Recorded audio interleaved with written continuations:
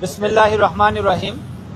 সম্মানিত সাংবাদিক বন্ধুগণ, আপনারা ইতিমধ্যেই অবগত হয়েছেন United Nations electoral needs assessment মিশনের একটি প্রতিনিধি দল বাংলাদেশে এসেছেন।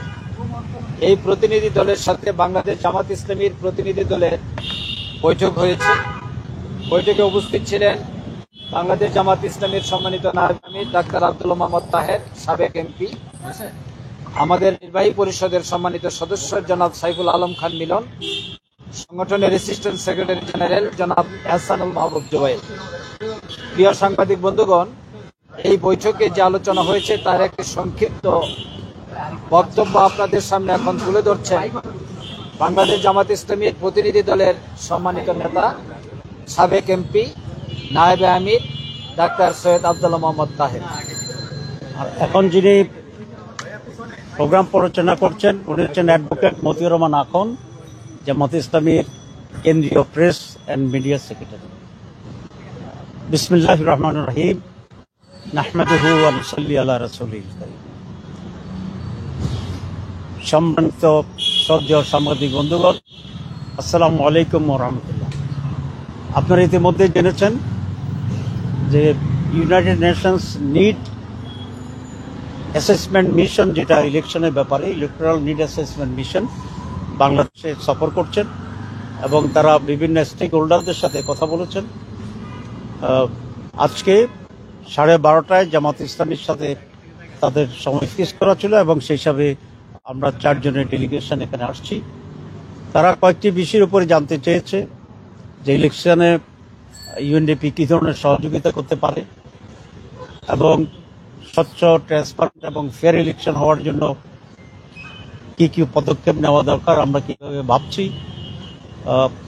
এ সকল বিষয়ে তারা কথা বলেছে এবং এটাও বলেছে যে আমরা ইউএনডিপির এই মিশনকে আমরা ওয়েলকাম করি কিনা ইলেকশনের সহযোগিতার জন্য।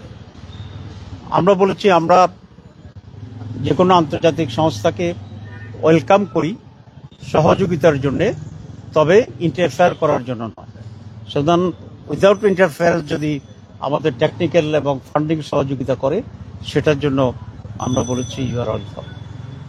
আমরা একটা কথা বলেছি ইলেকশন ফেয়ার হওয়ার ব্যাপারে, যে প্রত্যেক কেন্দ্রে সিসি ক্যামেরা সংযোগ করার জন্য, কারণ সিসি ক্যামেরা থাকলে তখন ইলেকশন পরিস্থিতির পুরোটা বোঝা যাবে।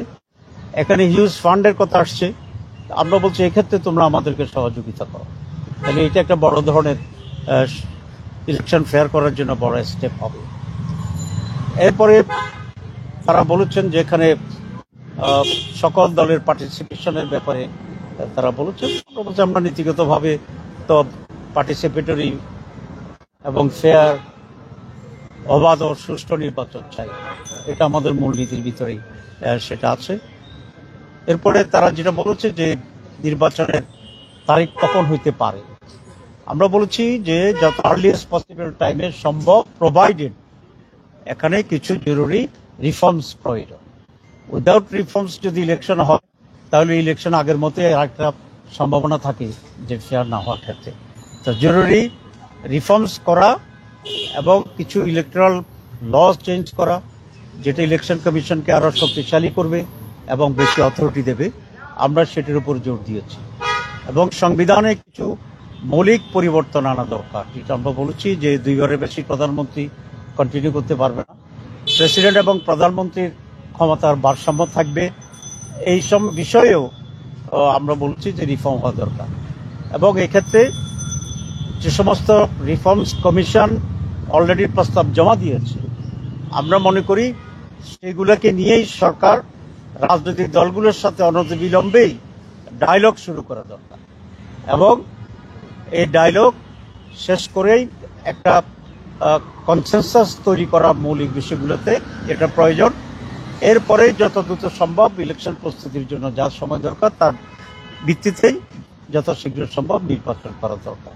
সুতরাং মিনিমাম পসিবল নেসেসারি রিফর্মস এবং তারপরে পসিবল নিয়ারেস্ট শর্টেস্ট টাইমের ভিতরে নির্বাচন, এটা হচ্ছে আমাদের স্ট্যান্ডের কথা।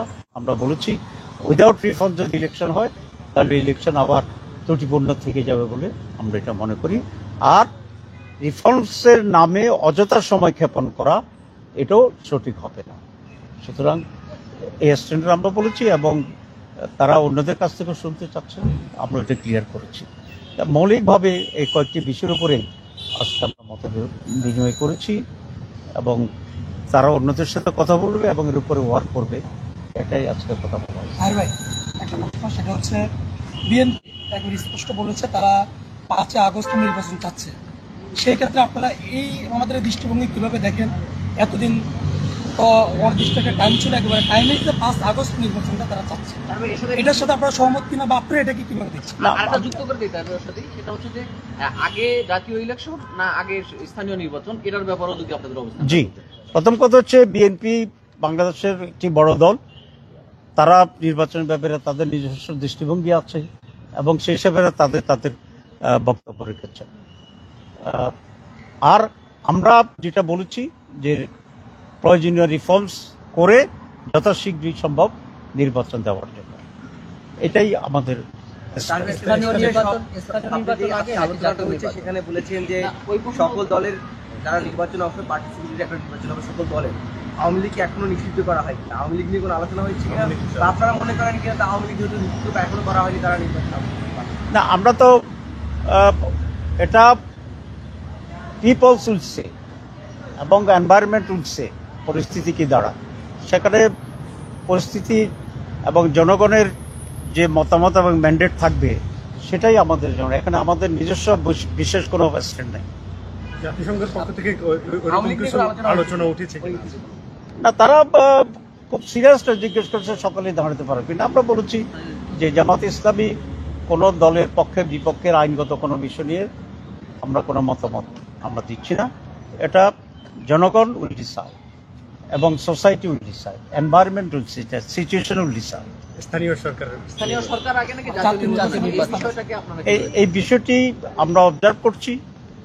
আমরা এখনো এই বিষয়ে চূড়ান্ত কোনো মত স্থির করিনি, আমরা আলোচনা করব এবং তারপরে আমাদের দৃষ্টিভঙ্গি আমরা প্রকাশ করব। আর ভাই, নির্বাচন সংস্কার কমিশন যারা আছে তাদের একটা রিপোর্টে বলেছে যে তত্ত্বাবধায়ক সরকার হবে, তত্ত্বাবধায়ক সরকারের অধীনে স্থানীয় এবং জাতীয় নির্বাচনগুলো হবে। তার মানে আলটিমেটলি দলীয় সরকারের অধীনে নির্বাচনটা থাকে না। এই প্রস্তাবনাটাকে আপনারা কিভাবে? এটা তো আমাদের একেবারেই মৌলিক দাবি। আপনার এর আগে যে কেয়ারটেকার সরকারের যে দাবি উত্থাপন তো প্রথমে জামাত ইসলামী করেছে, পরে অন্যান্য দল এটাকে সাপোর্ট দিয়েছে, আমরা এর জন্য আন্দোলন করেছি এবং এটাকে সংবিধানের সংযোজিত হয়েছিল। কিন্তু আনফর্চুনেটলি আওয়ামী লীগ এসে তারাও আন্দোলন করেছিল আমাদের সাথে কেয়ারটেকারের জন্য, নিজের সুবিধার জন্য তারা এটাকে উগ্র করেছে। সুতরাং কেয়ারটেকার সরকারের অধীনে নির্বাচন হইতে হবে, এটা আমাদের মৌলিক দাবি এবং এটাই হইতে হবে। আগামী নির্বাচন কেয়ারটেকার সরকার obviously. Thank you very much.